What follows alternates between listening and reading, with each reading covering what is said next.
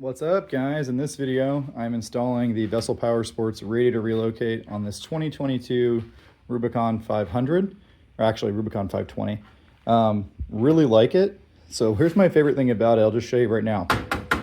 No rattles! It's all one piece of steel that's bent, and it hooks to the rack with these 3D printed, some kind of like soft rubbery, almost like a TPU, like a phone case or something. And so it's nice and isolated because it's mounted on these rubber mounts that clamp on the rack. No drilling in the rack, no hardware to vibrate. It's super simple. The radiator bolts in with these L brackets under here, and it bolts into the tabs on the front of the radiator, which means no goofy stuff with spacers on these bushings. The radiator's in there very solid. You can flip the bike over. You can shake the whole bike with this radiator relocate. I really like it. I install a bunch of these, and this is the best one I've installed so far. The only thing that was a little tricky was getting the bolts through these spacers down here. Just take your time with that. I actually was able to run them, kind of run them through with my little air electric ratchet thing. And that's why some of mine are bolts up and bolts down. It's just easier to get them through that way, but it's definitely a little bit of a tight fit. That might change in the future. This is one of their very early radiator relocates, but really wasn't too bad. So I'll show you a couple tips and tricks along the way. How I did the line routing. Came out really sweet. I was able to use the little factory clip up here, goes to the top of the thermostat housing, and it's working great. I just ran it, let it idle till the fan came on. I actually did a little above idle, as you can see. And as soon as the fan kicked on, let it cool down. That'll suck any excess fluid out of the reservoir into the radiator, and then you just gotta check it one more time once it's totally cool and it's ready to go rip. So pretty happy with that radiator relocate. Oh, it also came with a bracket for a center snorkel. He obviously already has this high lifter side snorkel, but it does come with this bracket if you need it. So this would go right here on those same nuts. So it'll give you a nice spot to mount your center snorkel. We're not using that in this application, but it is pretty sweet. All the hardware it came with was nice bolts, high quality hoses, and it came with a nice little powder coated tab to relocate or to remount this overflow tank in the factory location. I like that. You gotta have an overflow tank. I don't care what the other manufacturers say. If you're not running an overflow tank with your radiator relocate, you're gonna be asking for problems, and you're probably sucking mud and water into the radiator. As coolant expands, coolant comes out, and then when it contracts, it goes back in.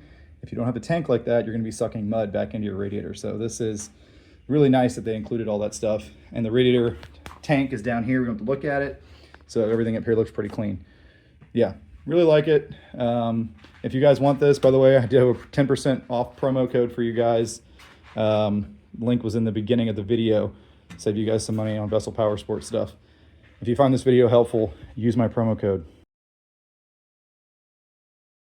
All right, we got a big box from my friends at Vessel Power Sports. Let's see what's in here. I always like how they package stuff. All right, a lot of bubble wrap. Love to see it. We got a flyer. Cool. Some instructions. We got some stickers. It's a boat. Short dick, tall snorkel. Oh yeah, good stuff, good stuff. Okay, okay. We got some 3D printed TPU mounts. These are super cool. They make installing this radiator relocate way better. A Vessel keychain. Oh, and look at this. We got a bracket, some bolts and nuts, and a hose, because this thing actually uses an overflow tank, just like every radiator relocate should. Oh, that's the snorkel adapter for a center snorkel. Very nicely wrapped. Lots of foam in here. Oh, more stuff. We got a devil ducky and a Vessel lanyard. Man, they do a good job with the merch, I tell you what. It even includes a funnel. Are you kidding me? I needed a new funnel. Oh, that's awesome. That's the exact funnel I always use. Mine's looking pretty nasty. Man, these guys are cool. So this is the new radiator relocate they just came out with, and I like it because it's all one piece. So you don't have the grate in the center with all the extra bolts. It's just real simple and clean. And it's a no drill installation. And it comes with some actual nice high quality hoses. Made in the USA Continental hoses. That's super sweet. A lot of these radiator relocator kits come with some really janky hose, or they want you to reuse your old hose and they have some weird angle fittings and stuff. So that's pretty premium. Oh, look at that. So the studs are welded in there. You can't see them on this side at all. They just stick right through, and they got some little covers on them. Oh, that is sweet. Okay, so Vessel has a really good install video on their YouTube channel. I'm just gonna make a few pointers. These two brackets have been kind of confusing. So what you want is you want them to both look the same way as far as distance from here to here, here to here. But you gotta realize that the radiator tabs are not symmetrical. This tab, these two tabs are shifted farther down than these tabs. So the brackets will work, you just gotta make sure you get them on there the right way. You want them looking like that. So this is the front of your radiator that's gonna go against this surface. So these need to be facing flat. Their video says to leave them loose until you put them in here so you don't warp all that. All right, there's it all in there. I was able to get to all 4 of those nuts with a wobble, 1/4 inch wobble. So that was pretty quick and easy to snug all those down. Very clean, good spacing from the shield to get a good airflow. And I got the radiator all the way down at the bottom. So the plastic of the shroud is sitting against the bottom of their bracket. Definitely the easiest radiator relocate I've ever installed. All right, so another little tip for you guys, something I do to make it easier on myself. I do this with all radiator relocates. I pull the front bumper. It makes it easy to get the radiator out, and then you can do this. You can pull the rack up a little bit, take out these 2 10s, and then the plastics will drop down from the rack, giving you a lot of space to get up in here to do all these bolts for your little mounts. Not required, just something I do to save time. For me, it's easier to pull the bumper than to kind of fight with using a wrench under here. I like to use an impact for everything. Another quick tip, I put the hoses on the radiator before I put them on the engine.